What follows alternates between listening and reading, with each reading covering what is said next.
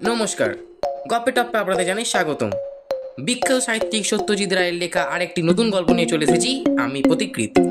Sunday headphone আপনাদের জন্য নিয়ে এসেছে সানডে স্পেশাল ফেলুদার অ্যাডভেঞ্চার কৈলাস চৌধুরীর পাথর।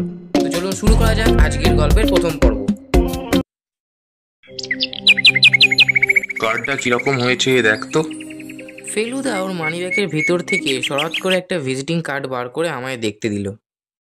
দেখি তাতে ছাপার অক্ষরে লেখা রয়েছে প্রদোষী মিত্তর, প্রাইভেট ইনভেস্টিগেটর।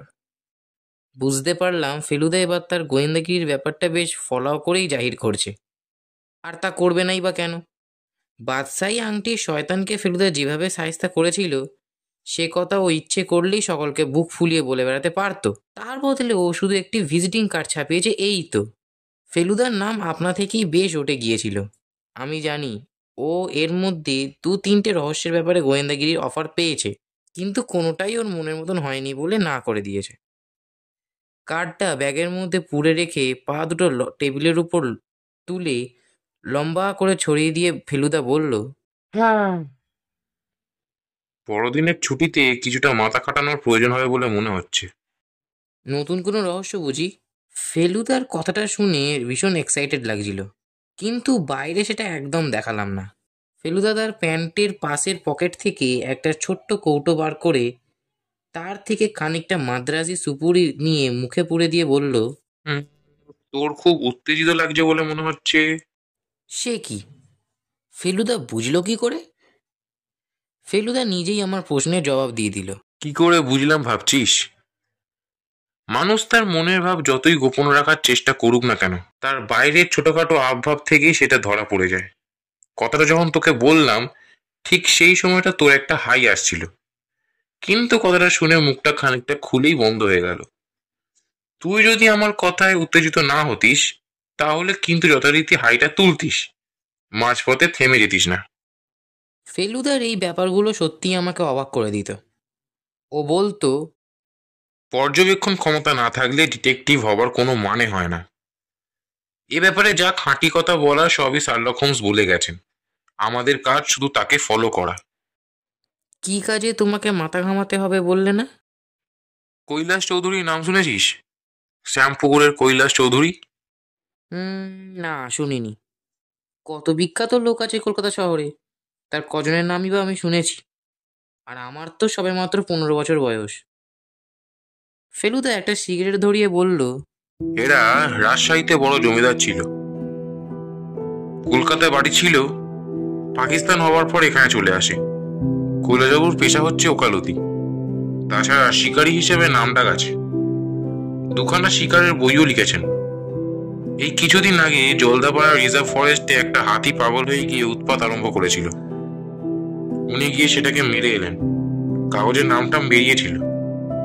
কিন্তু তোমায় মাথা কাটাতে হচ্ছে কেন? ভদ্রলোকের জীবনে কোনো রহস্য আছে নাকি? ফেলুদা জবাব না দিয়ে তার কোটের বুক পকেট থেকে একটা চিঠি বার করে আমাকে দিল। এটা পড়ে দেখ। আমি চিঠির ভাঁজ খুলে পড়ে দেখলাম, শ্রী প্রদোষচন্দ্র মিত্র সময় পেশু, সবিনয় নিবেদন। অমৃতবাজার পত্রিকায় আপনার বিজ্ঞাপন দেখিয়া আপনাকে এই পত্র দেওয়া স্থির করিলাম। আপনি উপরোক্ত ঠিকানায় আসিয়া আমার সহিত সাক্ষাৎ করিলে বাধিত হইব, কারণ সাক্ষাতে বলিব। আমি এক্সপ্রেস ডেলিভারি যোগে এই পত্র পাঠাইতেছি, সুতরাং আগামীকাল ইহা আপনার হস্তগত হইবে। আমি পরশু অর্থাৎ শনিবার সকাল 10টায় আপনার আগমন প্রত্যাশা করিব। ইতি ভবতীয় শ্রী কৈলাসচন্দ্র চৌধুরী। চিঠিটা পড়া মাত্র আমি বললাম, শনিবার সকাল 10টা মানে তো আজই, আর 1 ঘন্টার মধ্যেই। তোর দেখছি বেশ ইমপ্রুভমেন্ট হয়েছে, তারিখ তারিখগুলো বেশ খেয়াল রাখছিস। আমার মনের মধ্যে একটা সন্দেহ জেগে উঠেছে। বললাম, তোমাকেই যখন ডেকেছে তখন কি আর সঙ্গে অন্য কেউ? ফেলুদা চিঠিটা আমার হাত থেকে নিয়ে সযত্নে ভাঁজ করে পকেটে রেখে বলল, তোর বয়সটা কম বলেই হয়তো তোকে সঙ্গে নেওয়া যেতে পারি, কারণ তোকে হয়তো মানুষ বলেই ধরবেন না ভদ্রলোক। কাজেই তোর সামনে কথাবার্তা বলতে আপত্তি করবেন না। যদি করেন তাহলে তুই না হয় পাশের ঘরে টরে কোথাও অপেক্ষা করিস, সেই ফাঁকে আমরা কথা সেরে নেব। আমার বুকের মধ্যে ঢিপ ঢিপ শুরু হয়েছে।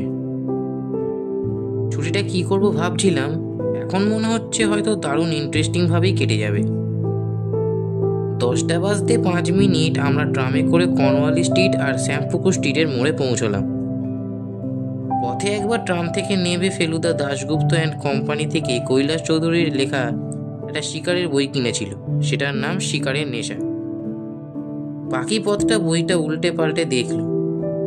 ট্রাম থেকে নামার সময় সেটা কাঁধে ঝোলানো থলির মধ্যে রেখে বলল, এমন সাহসী লোকের কেন ডিটেকটিভের দরকার পড়েছে কে জানে। 51 নম্বর শ্যামপুকুর স্ট্রিট। একটা মস্ত পুরনো আমলের ফটকওয়ালা বাড়ি, যাকে বলে অট্টালিকা। সামনের দিকে বাগান, ফোয়ারা, পাথরের মূর্তি ইত্যাদি পেরিয়ে বাড়ির দরজায় কলিং বেল টেপার আধ মিনিটের মধ্যেই ভেতর থেকে পায়ের আওয়াজ পেলাম। দরজা খুলতে দেখি একজন ভদ্রলোক, যাকে দেখে কেমন জানি মনে হলো তিনি কখনোই কৈলাসবাবু নন, কারণ বাঘ মারা মানুষের এমন গো-বেচারা চেহারা হতেই পারে না। মাঝারি সাইজের মোটাসোটা ফর্সা ভদ্রলোক, বয়স 30-এর বেশি বলে মনে হয় না। চোখের চাহনিতে কেমন জানি একটা সরল ছেলে মানুষই ভাব। লক্ষ্য করলাম ভদ্রলোকের হাতে একটা ম্যাগনিফাইং গ্লাস রয়েছে। কাকে চান আপনারা? গলার আওয়াজও দেখলাম মানানসই রকমের মিহি ও নরম। ফেলুদা একটা কার্ড বার করে ভদ্রলোককে দিয়ে বলল, কৈলাসবাবুর সঙ্গে আমার একটা অ্যাপয়েন্টমেন্ট আছে, উনি চিঠি দিয়েছিলেন। ভিতরে আসুন। কার্ডটায় চোখ বুলিয়ে নিয়ে বললেন ভদ্রলোক। দরজা দিয়ে ঢুকে একটা সিঁড়ি পেরিয়ে ভদ্রলোক একটা অফিস ঘরে নিয়ে গিয়ে আমাদের অপেক্ষা করতে বললেন। আপনারা একটু বসুন, আমি মামাবাবুকে খবর দিচ্ছি। বহুদিনের পুরনো একটা কালো টেবিলের সামনে দুটো হাত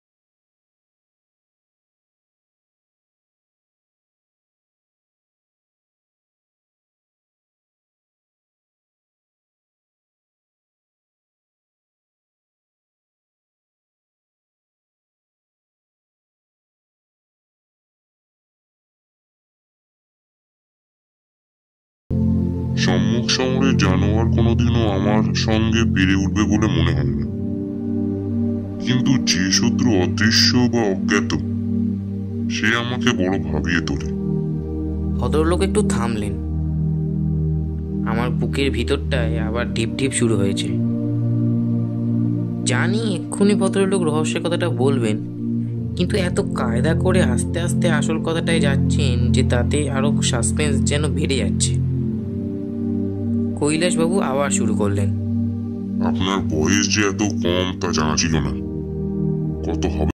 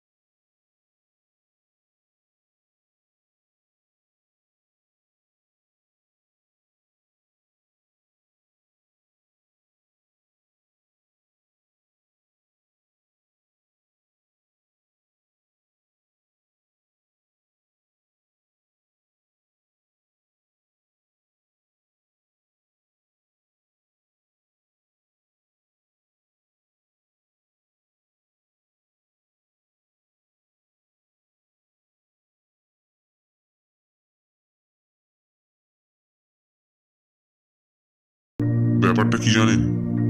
যাতে আমার অধিকার নেই এমন কোনো জিনিস আমার কাছে আছে বলে আমার মনে হয় না।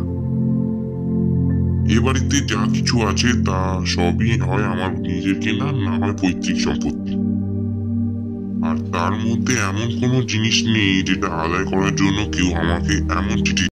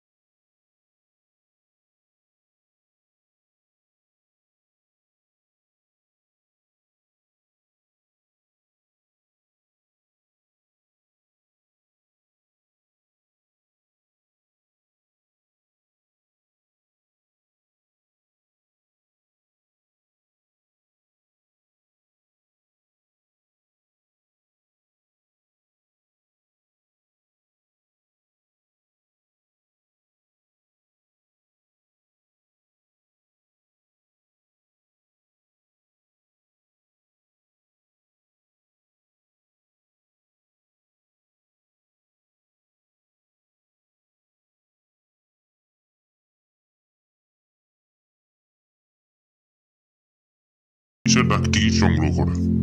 বলছে এটা টিকিটের দোকান করবে। ফেলুদা একটু ভেবে মনে মনে কি জানি হিসাব করে বলল, আপনি কি চাইছেন?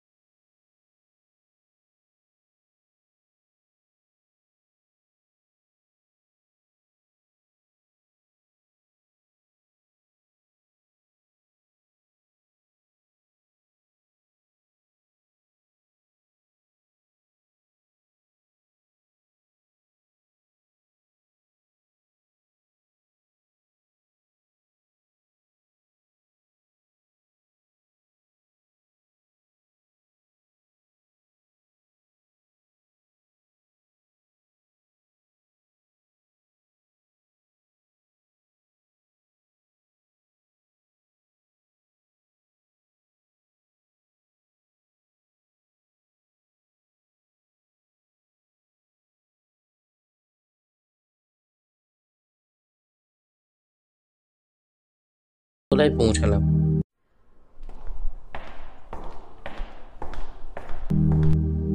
সিঁড়িটা গিয়ে পড়েছে একটা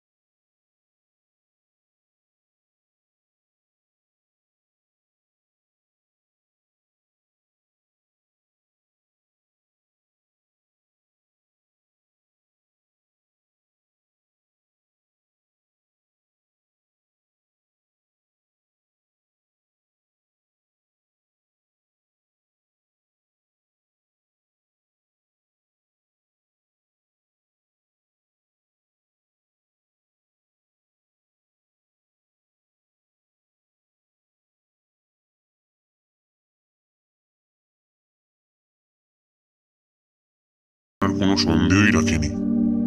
তার মানে? বলল কোন জিনিসটা চাইছে বুঝতে পারছো বোধহয়। চাঁদার জঙ্গলের মন্দিরে যেটা ছিল সেইটাই। আর কি বললো? আর কিছু না। গলাটা চিনলেন? না, তবে এইটুকু বলতে পারি যে গলাটা শুনতে ভালো লাগে না। আপনি বরং আরেকবার ভেবে দেখুন। আমার ভাবা হয়ে গিয়েছে। কৈলাসবাবুর কাছ থেকে অবনীশবাবুর ঘরে গিয়ে দেখি তিনি ম্যাগনিফাইং গ্লাস দিয়ে টেবিলের উপর রাখা কি একটা জিনিস খুব মন দিয়ে পরীক্ষা করছেন।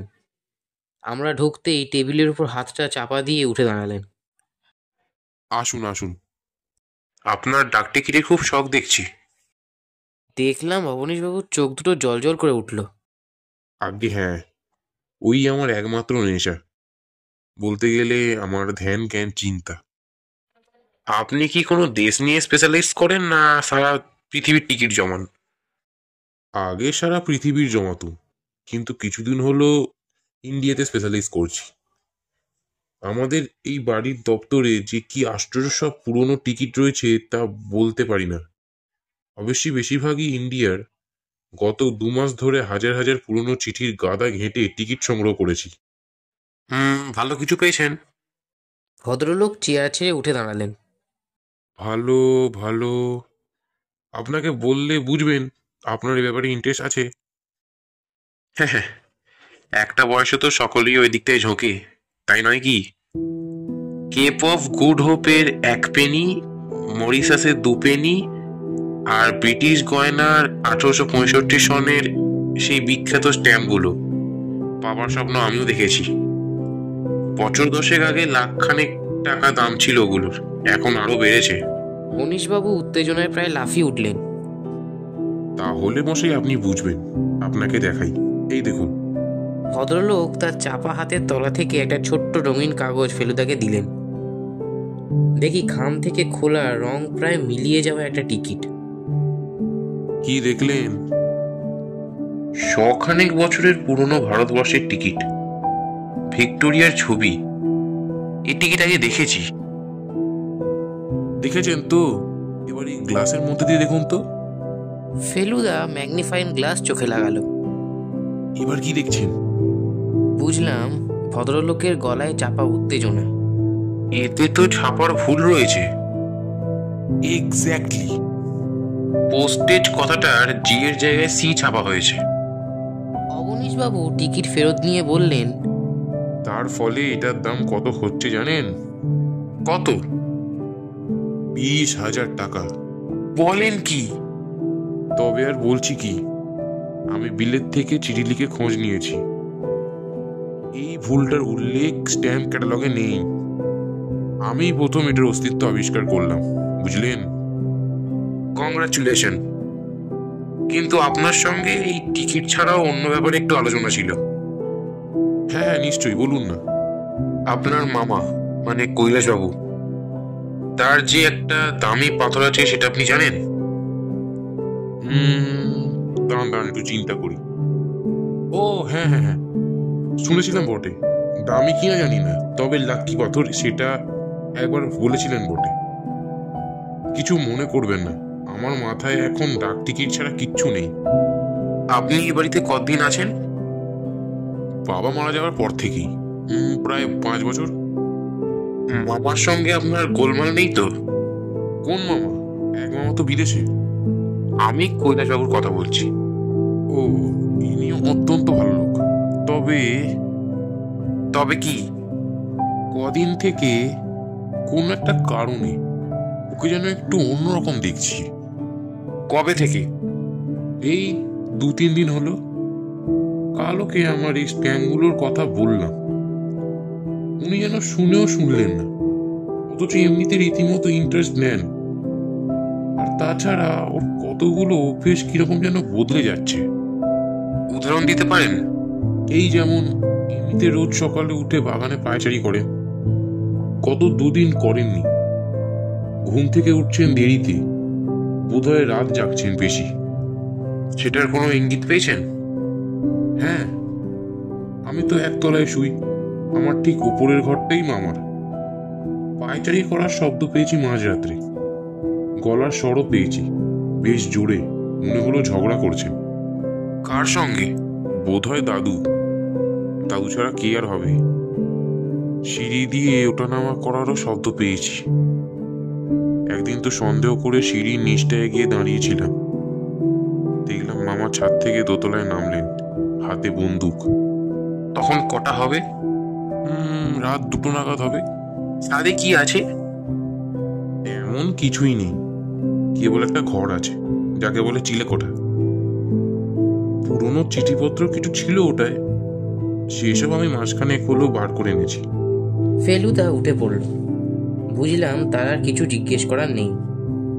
অবনীশবাবু বললেন, আচ্ছা, এইসব কেন জিজ্ঞেস করলেন বলুন তো? হ্যাঁ, আপনার মামা কোনো কারণে একটু উদ্বিগ্ন আছেন, তবে সে নিয়ে আপনি ভাববেন না। আপনি স্ট্যাম্প নিয়েই থাকুন, এদিকের ঝামেলা মিটলে একদিন এসে আপনার কালেকশন দেখবখন। কৈলাসবাবুর সঙ্গে একবার শেষ দেখা করে ফেলুদা বলল, আপনাকে 16 আনা ভরসা দিতে পারছি না, তবু এটুকু বলছি যে আপনার ভাবনাটা আমায় ভাবতে দিন। রাত্রে ঘুমোতে চেষ্টা করুন, দরকার হলে ওষুধ খেয়ে। আর ছাদে যাবেন না দয়া করে। এ পাড়ার বাড়িগুলো যেরকম ঘেঁষাঘেঁষি, আপনার শত্রুর পাশের কোনো বাড়িতে এসে আস্তানা গেড়ে থাকলেই মহা বিপদ। হ্যাঁ, ছাদে গিয়েছিলাম বটে, তবে সঙ্গে বন্দুক ছিল। একটা আওয়াজ পেয়ে গিয়েছিলাম, যদিও গিয়ে কিছুই দেখতে পাইনি। বন্দুকটা সবসময় কাছে রাখেন তো? তা রাখি, তবে মানুষের মনের উদ্বেগ অনেক সময় তার হাতের আঙুলে সঞ্চারিত হয়, সেটা জানেন তো। বেশি দিন এভাবে চললে আমার টিপে কি হবে জানি না।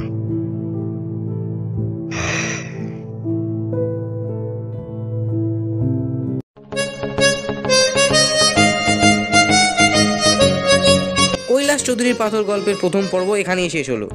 জানি আপনারা জানেন, তবুও ভালো লাগলে একটা লাইক করবেন। এরকম নতুন নতুন গল্প পেতে চ্যানেলটাকে অবশ্যই সাবস্ক্রাইব করে নেবেন। আর দ্বিতীয় পর্বের জন্য আপনারা কতটা এক্সাইটেড সেটা আমাকে কমেন্ট করে নিশ্চয়ই জানাবেন। আজ তবে এই অবধি, দেখা হচ্ছে খুব তাড়াতাড়ি।